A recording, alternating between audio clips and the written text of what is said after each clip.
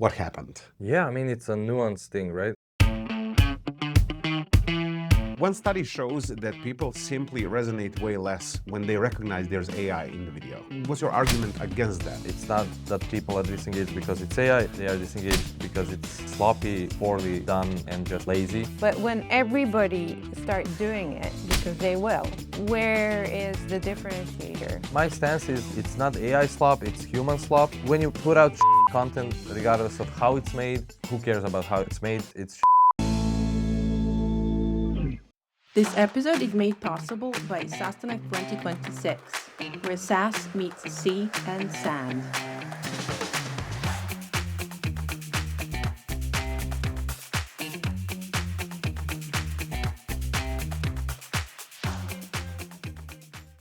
So, in this episode, I have to change my shirt. So let me, guys, tell you who we have here today. Ognjen Boskovic has spent the last 2 years telling B2B that AI makes everyone's content look the same. He's the founder of Raven, the agency for founders building their own brands, and he's just launched Artificial, an AI video studio with ClickUp and Paddle on the logo wall. So he's either changed his mind or there is something else at play, and he's here to tell us what. Ognjen, welcome to the special edition of the Monkey Business Talk Show here in SaaStanak conference in Šibenik, where sea meets the sand and where SaaS meets the sea and the sand. Welcome. Thanks. Welcome again. Thanks for having me, guys. How you Be been? here. Good. Had a good ride from Belgrade to here. Last year was my first time here. Enjoyed it, evidently. And yeah, this time I'm I know 20% of the people or so. Yeah. So it's cozier this year, and I like the lineup more. I have a bunch of clients here, friends, and yeah, awesome. I think it's going to be quite difficult for you to meet new people because when you meet the clients who are yeah. abroad and everything, you want to treasure that time with them. So meeting new people is a bit difficult in that sense. But you're the guy who spent 2 years telling B2B that AI makes everyone's content look the same and that the only channel is real human founder brand. And now you open the Artificial and now you have some AI generated stuff with it. What happened? Yeah, I mean, it's a nuance thing, right? So like my previous agency focused heavily on text-based content. Now we do video. So there are some commonalities when it comes to like the question, what's slop, what's not slop, with text. But the differences I think are key. So with text content, if you have a great writer, they will most likely want to keep writing themselves and not use AI for it, because like AI is just in my view regarding text content, it's just something that sort of allows easy access to masses, and someone who's already a great writer will not use it to write, will maybe use it to research and stuff, but writing will remain a key skill. In video content, AI isn't used in that way. Basically, what we use it for is to, not have to hire 10 people, pay for, shooting locations, fly everyone to a single spot. So we can do that, basically async online and ourselves. I think a more important discussion is kind of what's art, what's good, what's performing, what's not. Rather than what's slop, what's not slop. Do we use AI or we don't? Like, show me the final product. Let's discuss that. How we get there, I think it's way less important. Like for us, it's obviously important as a tool because we wouldn't be able to like make commercials right now because I don't know, we cannot find clients who have 100K to make a single commercial. But we do have clients who can pay 10x less, and we can do that for 10x less. And achieve pretty much the same output. But why the brand video? Like, why did you decide to delve into the brand videos? Yeah, why not like product, marketing videos? We technically, we have only recently started. We do have some kind of a preferred format. We like to influence our clients to do that stuff. But, we will be doing various different things. There's a few jobs to be done in this space. Like few different reasons why someone would want to invest money into something like what we are doing. So typically it's an event, a milestone, product launch, funding announcement. So things where they want to make it splash, and they have a quick occasion for it, or just a product update, things like that. On the other hand, there's kind of a need to have ongoing brand marketing campaigns going on.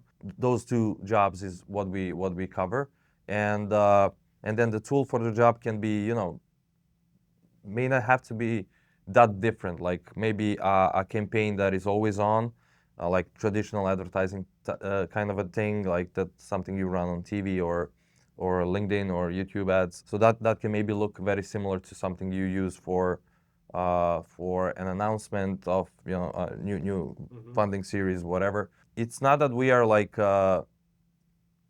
explicit about, hey, we do only brand commercials. And also, like, just spoke with Frank yesterday in the car. Like, it's such a blurry line. Like, where does activation or direct response type of marketing stop, and where brand begins? Like, I don't like labeling things like that. There's very little brand marketing being done, and branding is so neglected and looked down upon in B2B, mostly because people don't know what they're doing. Like we have hundreds of years of data and marketing research telling us that basically the way to grow a company is you want to target most of your total addressable market as often as possible, as cheap as possible. You want to keep increasing that, earn share of voice in your market, which then has a solid correlation with share of market. And pretty much, maybe 5% of companies in B2B are doing something like that. And I guess where we come in is we solve the problem where it used to take 50K, 100K, 5 million to shoot a commercial. Now with us, it can be 100 less, 10x less. And the effectiveness of these ads, I'm pretty sure will be very high, because we're trying to either work with clients who are open to bold, different ideas and concepts, humor, being absurd and funny, and calling out things, I want to just draw a thin line there, because that resonates so much with what I'm the most afraid of when it comes to the AI content, AI assisted content, AI generated content commercials, and that's cringe. Like, it's super easy to delve into the cringe. Still, there are some companies that are using that cringe as the brand voice. And Or just visibility engine. exactly. And the Virality thing is, engine. like, how do you know that you're not creating something that will be perceived by others as cringe? That's kind of the question. I don't know if it makes sense. So my job has changed a lot in the last few months since we started doing this. And then also a couple of years ago when I started my own agency. Before that, I was a head of marketing in-house. And now I'm more and more in a position of like, okay, so what's the archetype of my job? And I keep coming back to Rick Rubin. And I think a lot of us will end up, we'll slowly get into being more Rick Rubin-like, because we'll have AI very efficient and at a lot of jobs, and then we will have the luxury of focusing on strategy, on like coming up with fresh ideas, being different, the creative genius. So whenever, what does that mean? I think Rick said something like, I just have confidence in my taste. I have zero technical skills, but I have extreme confidence in my taste. Both me and my co-founder, like, he's specifically grew up in filmmaking industry, art. I also have some kind of a creative and art background, and also spent a lot of time in marketing. So I know the space, I know the customer or the client, and then their customers. There's no like really a process. If there is a process, it's focus on being customer centric, focus on category entry points, meaning their problems, jobs to be done, trigger points that get them into the market for a solution in this category, and just build stories around that. And I think if you want to avoid being cringe, like the best playbook is just don't do what most B2B companies do. That's That would be cringe the enough, short right? answer, right? But it's easy right now, right? I mean, easy. It's never easy, but it's easier when you are at the beginning of the wave, right? And where AI, generative AI, video creation is at that point where you can create really high valuable images and videos and do such a great job out of it. And what's the art creative element of it? You know, when everybody, you talked about price, you know, you're doing something 10 times cheaper than it used to be done, but it's going to bring the same effect for the client. That's fair. But when everybody start doing it, because they will, you're just earlier, where is the differentiator between what you are doing, your agency is doing, and what everybody else are going to be doing? Internally, AI is not a very often mentioned keyword between me and my co-founder, even though the core of our service is AI generated. We only view it as like, now I don't have to travel to work in a carriage. I can just go via train or whatever. So it's just getting us faster From to the point A to point, point B. yeah. But we just don't think of AI, and like we are not the first company, agency, people to start working with AI generated content. We're actually a bit later in it. Like this thing existed for 3-4 years. But it wasn't good enough, or we were not I mean, creative enough. That's the good question. Only in the last couple of months you've seen some quantum leaps Yes. with C-dance and stuff, and you did have CGI before. It was just unavailable to most. So and okay, so right now we have the exact same tools available as anyone else, and there's millions of people doing this, and not to shit on them, beep, but most of this content is just shit. Why? Because the technology isn't important when it comes to the final product. So final product should abide by the same principles as a movie that was produced in Hollywood 5 years ago or 50 years ago, or a good commercial that was produced, way before AI. So the audience is still human. The humans operate under the same principles. The ad should serve those, that criteria, should fit that criteria the same way it did when Dostoevsky wrote something and when now we are delivering an AI-generated ad. So what I'm saying is the AI-generated part just doesn't matter. I guess what you're really asking me is like, okay, so what's the stuff that matters, right? Yes. I think first of all, discussing that kills the magic of it. So I don't think anyone has a formula. If there is a formula, there's probably a bunch of different ones. I think we have enough examples in the world throughout history today, but then centuries ago as well, on what constitutes art, what constitutes something worth watching, reading, going through, paying attention to. It has to resonate.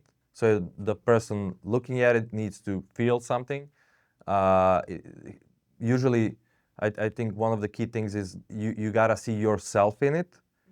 That's why we have like the simplest formula for making our video content, which is okay, who is this for? Since it's B2B, we think of a persona. So maybe this is VP marketing, maybe this is head of engineering or whatever. And then what's the moment in which they feel some pain so deeply that they wish they had a solution, and then they enter sort of the purchase consideration stage. So that's how we think of most of the things we create, and that's all following the principle I said, which is you as a viewer need to see yourself in this piece of art, content, video, ad, commercial, whatever. And then there's the art of like what's a good shot. should it be symmetrical like Wes Anderson? Should we start with a zoom out motion? And it's that's the partner's Yeah, skill set where so you that's my perfectly co-founder combine the co-founder's skill set between the two of you. You coming from the marketing world, working in tech companies, understanding the pain points of the user and how to convey a message, and then the co-founder comes from the art department and brings that filmmaking, brings that perspective within. Yes, and there's the ClickUp story and the first successful campaign that you guys did. How did that happen? Like, how do you get land the first line that said ClickUp? You know. So I was very aware of who this might be for or who this might not be for. So I put on a list like 50-ish accounts to target. I reached out to most of them. Got out of 50, I think like 20, 30 replies. 2 became clients. 2 we're working starting next week with, and like 5, 6, 7 ops. So that's amazing. Yeah. So that's like unheard What's your of pitch? with I cold reached out outbound. to some people. They said yes. And the pitch was so we made one without like asking them for it. We made one for Paddle, which was my existing client with my founder brand agency. Me and Andrew, the ex CMO now CIO, talked about doing something similar. And I kept pitching him things, but it never happened. And then I was like, okay, we'll just do one for them, and hopefully they're like for free. Yeah, and hopefully their amounts drop and they say yes, and that did happen. So we're now working on like a full series with them, and using that clip we pitched used to pitch Paddle to do more of that. I just send it to these 50 people directly on LinkedIn. If it's under 2 minutes, you can send a video on LinkedIn. And so some later clips we had to cut so I can do that. So basically, instantly a video in the DM, and I just said, we made this for Paddle. Should we do one for ClickUp? And I used the same template for all of them. And Chris from ClickUp replied, "Oh wow, how much?" And then we started working next week. And yeah, that's I like those pitches that are and way of communicating to people you personally don't know. Like you made a pitch that's literally like, "Don't make me think." Like you gave them something, and they just have to say yes or no, and that's like super easy. I think that most even founders here on SaaStanak that are in early stage, they are overcomplicating their things when it comes to the outbound, when it comes to the copy, when it comes to the CTAs, CTEs, and everything on LinkedIn. I think so. So the problem with most outbound is like the offer of this was so good and so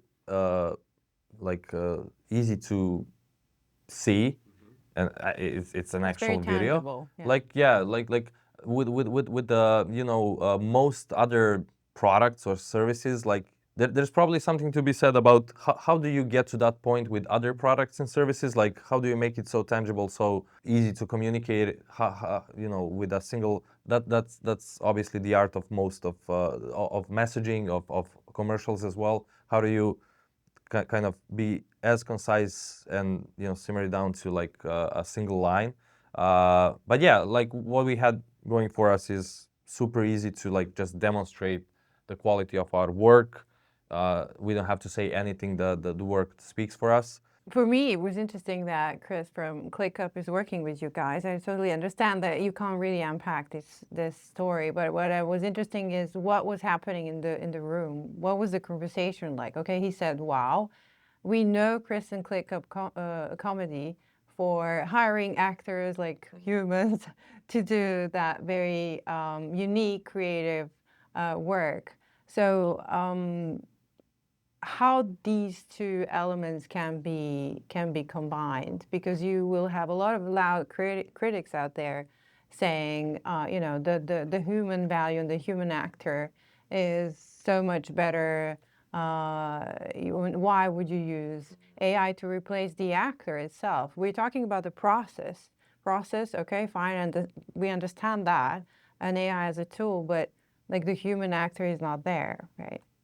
I mean, our lives would be much easier, especially Sam's, because he's in charge of production, if we were shooting a human acting, like a professional actor, or even just a decent actor. It would be so much easier to get the right thing from them than from AI. Like AI generation is pretty much like a casino, like it's a gamble every time.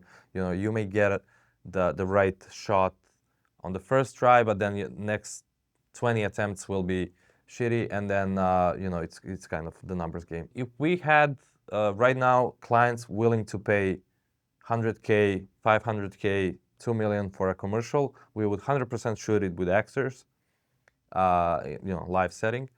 Right now we don't. We might get to that point. I hope we do. This gives us the opportunity actually to delve into our hot take I love a those. little bit. Yeah. Hot take. AI generated content, AI generated videos, AI assisted with all those things. Hot take is the next one.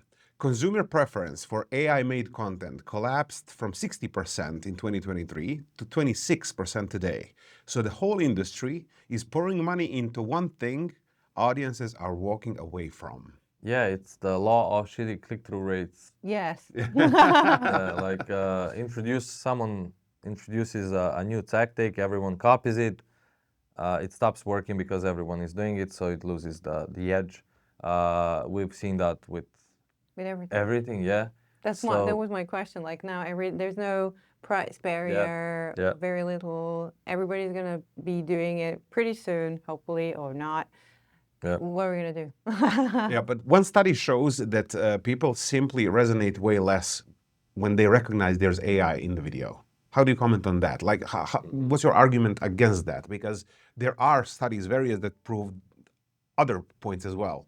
But there's one quite significant one that shows that people, when recognize AI in the video, they immediately engage. I believe the number was, I'm gonna spit it out, but around 60 to 70% less engagement just because they figured out it's AI in the video. Yeah, I mean, so many thoughts on that. So my stance is it's not AI slop, it's human slop. So like, you know, those studies are always tricky because are we asking the right question? Do they hate or are they disengaged from AI content because it's AI or because it's sloppy? It's really bad.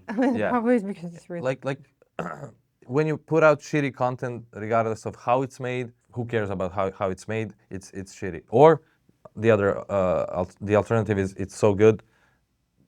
Do I care about how the sausage is made? It's not that people are disengaged because it's AI. They are disengaged because it's sloppy, poorly done, and just lazy. And AI allows that to happen so much more.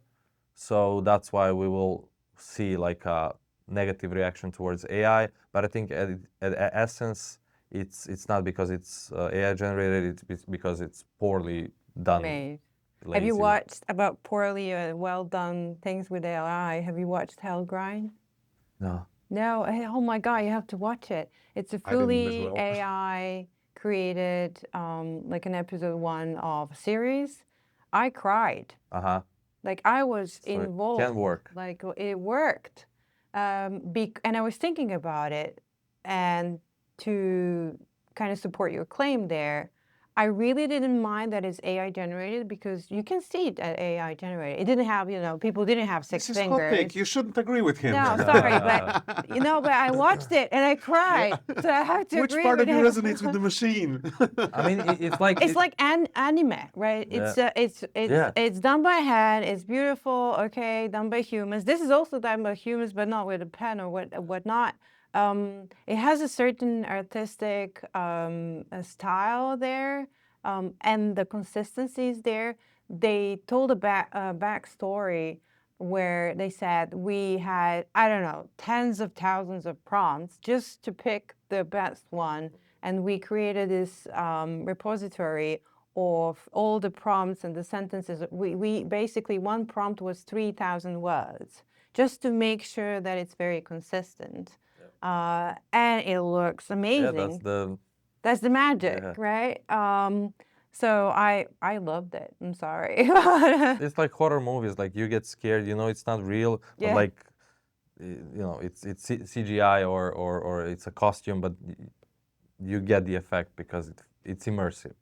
Yeah, and we know that creators are kind of divided, and we've seen in Cannes Festival that, you know, some actors are saying this and others that, but mostly there's this inclination now. Okay, AI is here. Let's just go with it. I think we can have a debate on that only once, you know, the people in the room discussing it have seen a great piece of content created with AI, like the stuff we do. And only like we are biasing the conversation if we're basing the conversation on shitty AI generated content. And we know where creators and why creators are pushing back on using AI. You are a marketer. You are talking to marketing people.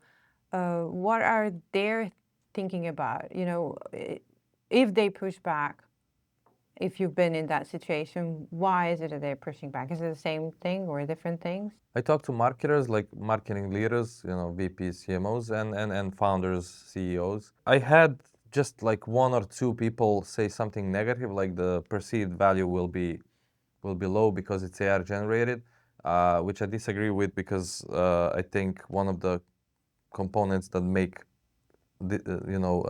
create are required to create art is like the effort, the pain, and we go through a lot of that to do this. And I think A it's lot of visible, prompting. yeah, and editing And editing, and yeah. music and audio and voiceover. So the people who said something negative were, I don't know, I just disagree with them, I guess. I only focused on the people and companies pitching this to them who are sort of AI first, AI native, or are heavily adopting AI now, because that allows us to only talk to people who are surely gonna be okay with AI. So there's definitely other circles who will not be pro AI content like ours, which is fine. And I get the sentiment from like the actors and people in the video and filmmaking. You know, my co-founder is a great story because he was in film, both as an actor and director and stuff. He will have the opportunity to do so much bigger things with his career and life with AI than the opposite. Like what we've seen in most cases where AI is kind of penetrating a job market or a task or a category is, you know, it all started with people on LinkedIn saying, you know, I just replaced my content team with 15 AI agents, And now or stop hiring everybody's like humans. But you know, what was it? going back. Jevon's law or whatever it's pronounced, where, you know, if a tool gives you efficiency in a job, you'll have a great case to be made about hiring more people for the job because now they are more efficient, right? Like with the steam engine and stuff. So all the well-working teams I've been, you know, familiarized with have hired more people thanks to AI and haven't done the opposite. So it may be in some cases like the lowest performing might get cut because now AI can, you know, it's maybe not a nice thing to hear, but AI is objectively doing a better job for peanuts instead of paying a full salary. So I think, yeah, if you are decent at what you do, AI is just gonna help you, do more of that better. When a client approaches you with maybe an inquiry like, okay, let's make a brand video or something, but I want you to make it look like human. Like, would that be something you would accept? I mean, our stuff is pretty realistic, and basically we can pull off any kind of style. Like it can be anime, it can be like animation, it can be you know horror vibes, it can be bright, colorful stuff. So anything is doable. Basically, you just work from a reference. You generate a static image that you use as like a mood board for AI to generate a video from it. So yeah, any of that is doable, and we do focus on making it realistic. Going back to the point, it should be immersive. People should feel something, but I mean, you can definitely do that with a cartoon, with animation. One of the reasons why I'm asking is because usually the founders and people who are trying to hire those agencies think they know what they want, and they usually don't. And that's something you already seen. Yeah. And there's a huge story around how to explain that they don't want that, they want something other, and still keeping them. But what would be like the one main thing in branding and in making those videos, and not just videos, maybe branding in general, that you think founders should be more aware of its importance and that they're not right now? I mean, yeah, most founders are not the types who get these things like this, I don't know, brand, content, art, film. They are kind of more technical types and In technology financial companies, types. yes. Yeah. In tech companies. So I think, ideal scenario is they have like a very concise direction that they wanna communicate, sort of messaging type of a thing, and then they let someone else figure out how to tell that story, And then communicate someone that else message. is Us. Yeah. A director's Yeah, screenwriter. yeah. Yeah, because like it's just not something you can kind of freestyle. You gotta have been exposed to that. You gotta have spent some time consuming that, and ideally doing something But around. what would be kind of the one thing that is hurting their brand without them being aware of it? For example, the most common type of video companies in B2B companies will invest in are product explainers, and those are little animations, motion stuff with typically cartoon people with big heads, and like that stuff. It's all about being memorable, and that stuff is the opposite. So and every video like that looks like the other one.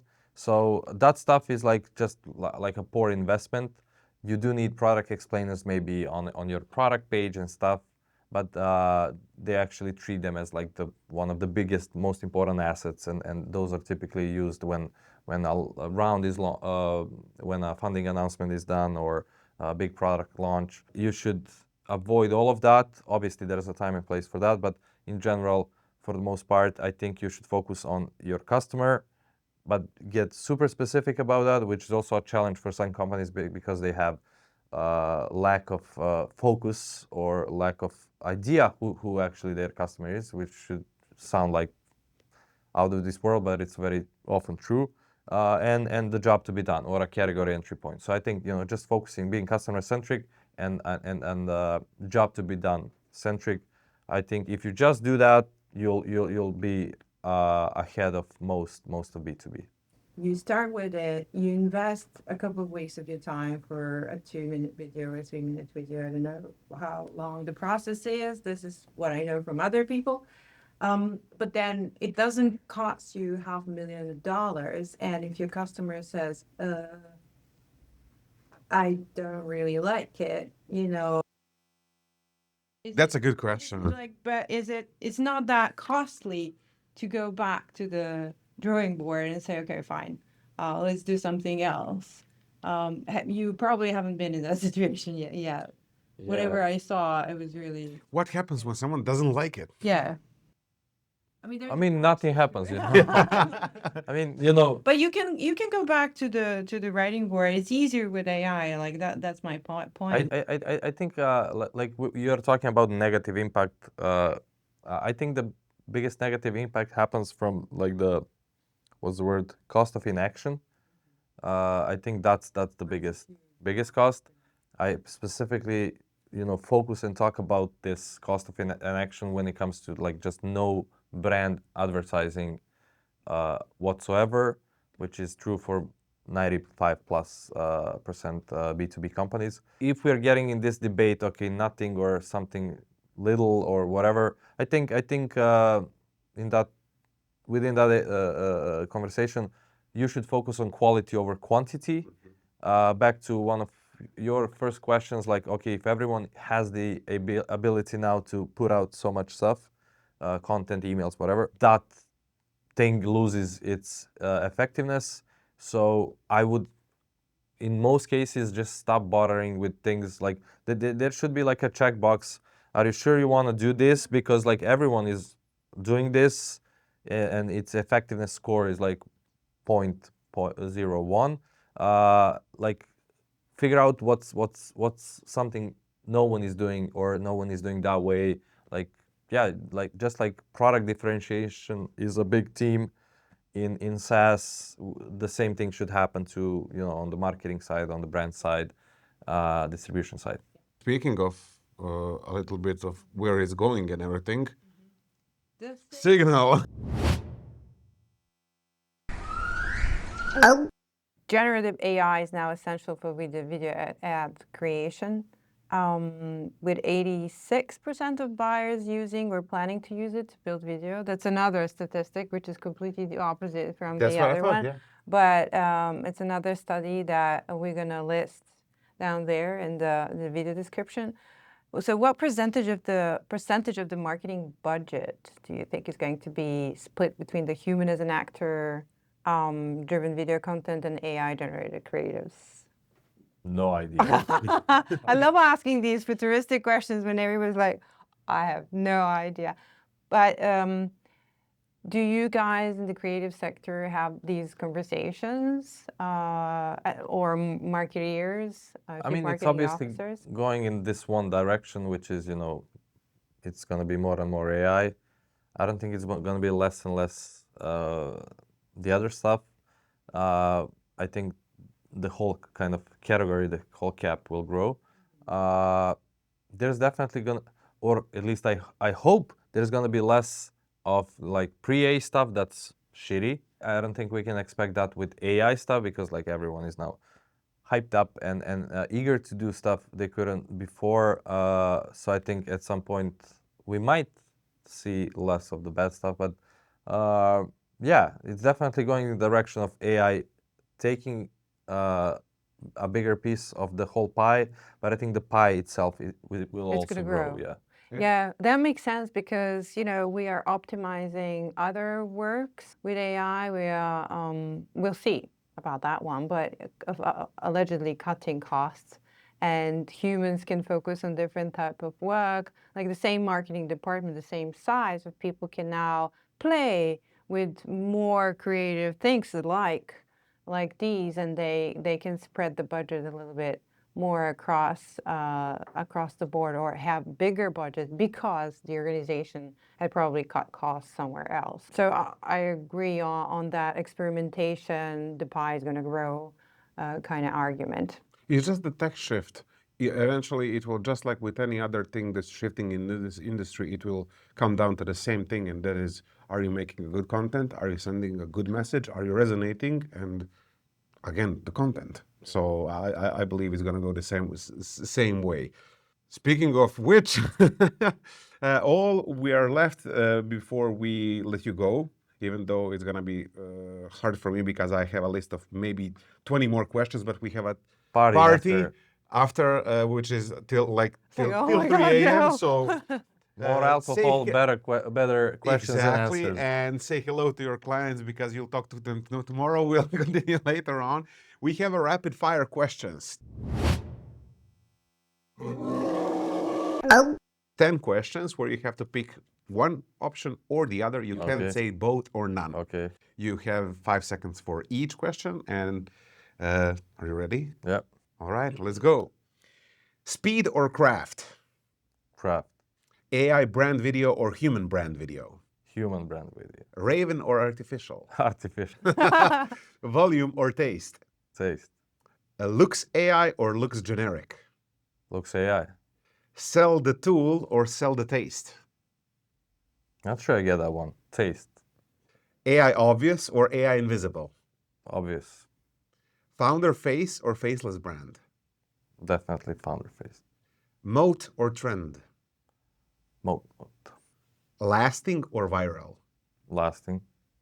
All right, we had the rapid fire questions being done properly. Do you Now the want to next do you one, want to do yes. the next one? So the next one is overrated, underrated. Okay. Yeah, Only so two comments, you so- just TikTok, here we come. yes. Yeah. You just say, is it the overrated or underrated statement? Number one, founder-led marketing. Underrated still. Still, Yeah. LinkedIn thought leadership. Whatever that means, huh? Overhyped, underdeveloped. Okay, I'll take that. AI avatars and digital twins. Cringe. Overrated or underrated? Overrated and cringe. Posting every day. Least important thing, overrated. Podcast as a B2B channel. Underrated, overdone, but still underrated. You think they're overdone? Yeah, but like Okay, I'll I continue. think as well, yeah. The word authentic. I hate it. Overrated. Newsletters. Might be underrated again. Building in public. I typically love it. Underrated. Closed communities. Underrated for sure. AI generated video ads. Super underrated, but not for too much longer. SaaStanak 2026. Fucking great. Thank you, Love Ognjen, it. for Thank you being so the much. guest for the special edition of the Monkey Business Talk Show. It was a pleasure talking with you, and Yeah, I'll see you at likewise. the party later on. See you at the party. Yeah, that's good. Awesome. And a selfie time.